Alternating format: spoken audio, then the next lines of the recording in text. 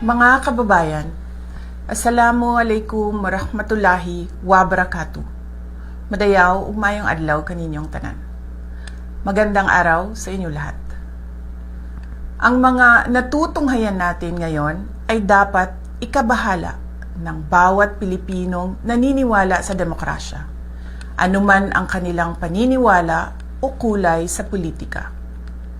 Nakikita natin kung paano ginagamit ang mga institusyon ng gobyerno at ang pera ng taong bayan laban sa anumang oposisyon.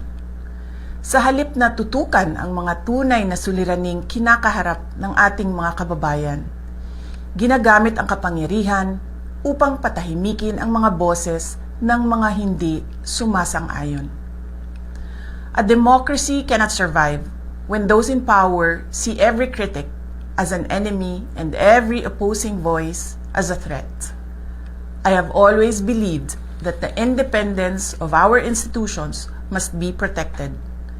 This includes not only the Senate and the House of Representatives as institutions, but every senator and member of the House must be free to perform his or her constitutional duty according to conscience, free from threats, pressure, or any form of intimidation. Good governance does not require the elimination of opposition. Democracy works best when there is a healthy opposition that is free to question. A government that fears dissent is not demonstrating strength.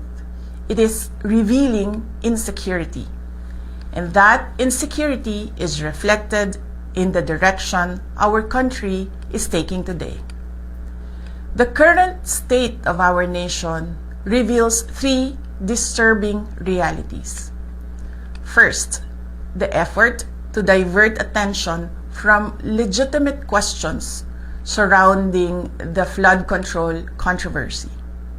Second, the willingness to disregard constitutional safeguards in pursuit of a politically motivated impeachment. And third, the relentless pursuit of greater political power under the guise of charter change. These are the symptoms of a government that has become more preoccupied with protecting power than serving the people. The Filipino people deserve a government focused on solving problems, not silencing critics, on strengthening institutions, not bending them to political ends, and on serving the nation